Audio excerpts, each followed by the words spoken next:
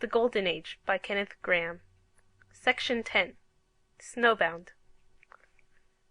12th night had come and gone, and life next morning seemed a trifle flat and purposeless.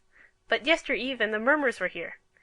They had come striding into the old kitchen, powdering the red brick floor with snow from their barbaric bedizenments, and stamping and crossing and declaiming till all was whirl and riot and shout. Harold was frankly afraid. Unabashed, he buried himself in the cook's ample bosom.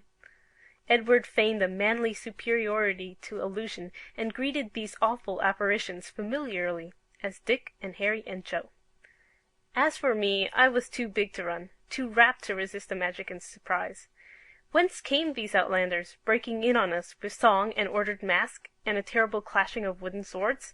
And after these, what strange visitants might we not look for any quiet night, when the chestnuts popped in the ashes, and the old ghost stories drew the awe-stricken circle close? Old Merlin, perhaps, all furred in black sheepskins and a russet gown, with a bow and arrows, and bearing wild geese in his hand. Or stately Ogier the Dane, recalled from Faery, asking his way to the land that once had need of him. Or even, on some white night, the Snow Queen herself, with the chime of sleigh bells and the patter of reindeer's feet, with sudden halt at the door flung wide, while aloft the northern lights went shaking attendant spears among the quiet stars. This morning, housebound by the relentless, indefatigable snow, I was feeling the reaction. Edward, on the contrary, being violently stage-struck on this, his first introduction to the real drama, was striding up and down the floor, proclaiming, "Here be I, King George the Third," in a strong Berkshire accent. Harold, accustomed as the youngest to lonely antics and to sports that asked no sympathy, was absorbed in "Clubman," a performance consisting in a measured progress around the room, arm in arm with an imaginary companion of reverend years, with occasional halts at imaginary clubs, where, imaginary steps being leisurely ascended, imaginary papers were glanced at, imaginary scandal was discussed with elderly shakings of the head, and, regrettably to say, imaginary glasses were lifted lipwards. Heaven only knows how this germ of this dreary pastime first found way into his small boyish being. It was his own invention, and he was proportionately proud of it. Meanwhile, Charlotte and I, crouched in the window-seat, watched, spell-stricken, the whirl and eddy and drive of the innumerable snowflakes, wrapping our cheery little world in an uncanny uniform, ghastly in line and hue. Charlotte was sadly out of spirits. Having countered Miss Smedley at breakfast, during some argument or other, by an apt quotation from her favourite classic, the fairy book, she had been gently but firmly informed that no such things as fairies ever really existed. "Do you mean to say it's all lies?" asked Charlotte bluntly. Miss Smedley deprecated the use of any such unladylike words in any connection at all. "These stories have their own origin, my dear," she explained, "in a mistaken anthropomorphism in the interpretation of nature.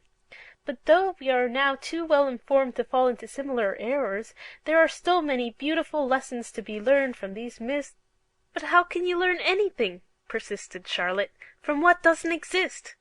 And she left the table defiant, howbeit depressed. "Don't you mind her," I said consolingly. "How can she know anything about it? Why, she can't even throw a stone properly." "Edward says they're all rot, too," replied Charlotte doubtfully. "Edward says everything's rot," I explained. "Now he thinks he's going into the army. If a thing's in a book, it must be true, so that settles it." Charlotte looked almost reassured. The room was quieter now, for Edward had got the dragon down, and was boring holes in him with a purring sound. Harold was ascending the steps of the Athenaeum with a jaunty air, suggestive rather of the Junior Carlton. Outside, the tall elm-tops were hardly to be seen through the feathery storm. "The sky's a-falling," quoted Charlotte softly. "I must go and tell the king." The quotation suggested a fairy story, and I offered to read to her, reaching out for the book. But the wee folk were under a cloud.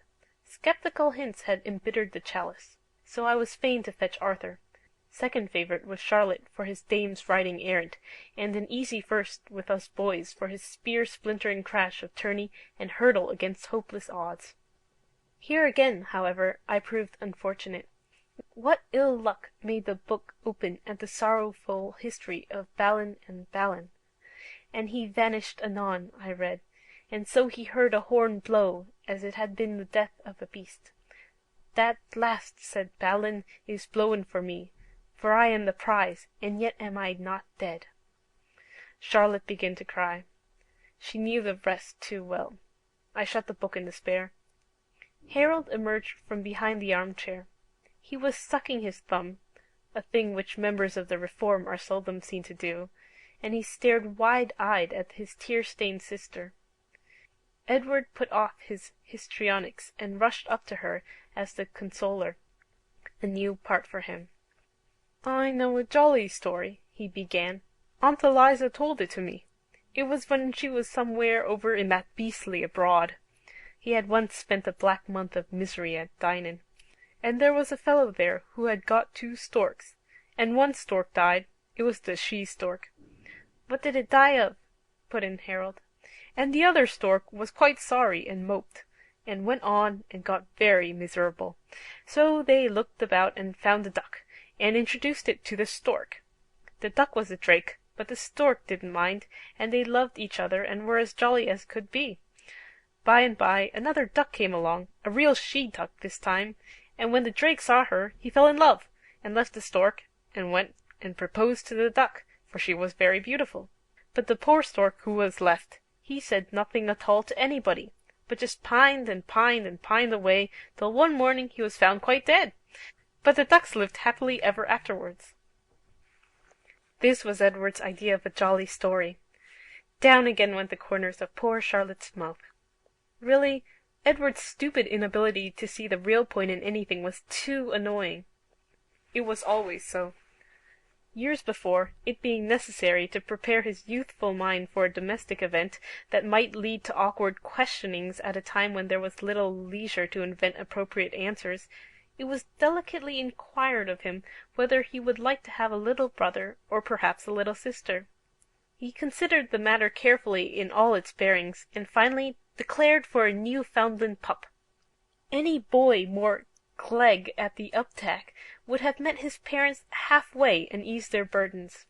As it was, the matter had to be approached all over again from a fresh standpoint. And now, while Charlotte turned away sniffingly, with a hiccough that told of an overwrought soul, Edward, uncautious, like Sir Isaac's diamond, of the mischief he had done, wheeled round on Harold with a shout. "I want a live dragon," he announced. "You've got to be my dragon." "Leave me go, will you?" squealed Harold, struggling stoutly. "I'm playin' at something else. How can I be a dragon and belong to all the clubs?" "But wouldn't you like to be a nice scaly dragon, all green," said Edward, trying persuasion, "with a curly tail and red eyes and breathing real smoke and fire?" Harold wavered an instant. Pall Mall was still strong in him. The next he was grovelling on the floor. No saurian ever swung a tail so scaly and so curly as his. Clubland was 1,000 years away. With horrific pants he emitted smokiest smoke and fiercest fire. "Now I want a princess," cried Edward, clutching Charlotte ecstatically, "and you can be the doctor and heal me from the dragon's deadly wound." Of all professions, I held the sacred art of healing in worst horror and contempt. Cataclysmal memories of purge and draught crowded thick on me, and with Charlotte, who courted no barren honours, I made a break for the door. Edward did likewise, and the hostile forces clashed together on the mat, and for a brief space things were mixed, and chaotic and Arthurian. The silvery sound of the luncheon bell restored an instant peace, even in the teeth of clenched antagonisms like ours. The Holy Grail itself, sliding athwart a sunbeam, never so effectually stilled a riot of warring passions into sweet and quiet accord. End of Section 10.